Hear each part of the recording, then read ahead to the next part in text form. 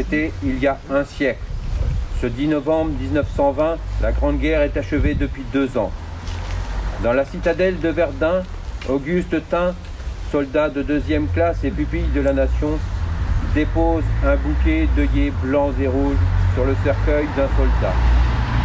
Un parmi tous les combattants des Flandres, de l'Artois, de la Somme, du chemin des Dames, de Lorraine, de la Meuse.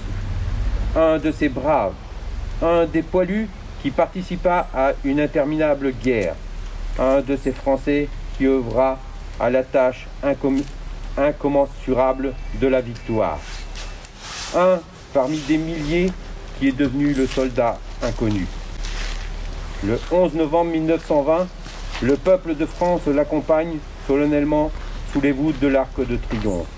La patrie, reconnaissante et unanime, s'incline respectueusement devant ce cercueil en saluant la mémoire de tous les soldats. Cette mémoire vit également dans chacune de nos communes, dans chaque ville et village de France, dans chacun de nos monuments aux morts, dans chacun des cimetières, dans nos mémoires familiales. Elle vit dans l'œuvre de Maurice Genevoix qui entre aujourd'hui au Panthéon. Le président de la République l'a souhaité en l'honneur du peuple 14-18. Chaque 11 novembre est un moment d'unité nationale et de cohésion autour de ceux qui donnent leur vie pour la France, de ceux qui la servent avec dévouement et courage.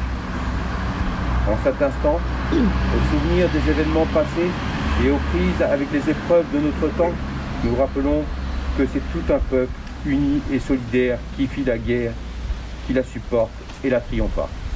Capitaine Alex Maurice, 5e régiment d'hélicoptères de combat. Mort pour la France.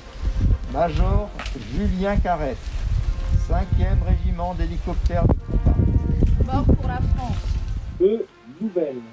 Mort pour la France. F. Cotrel. Mort pour la France. L. Janin. Mort pour la France.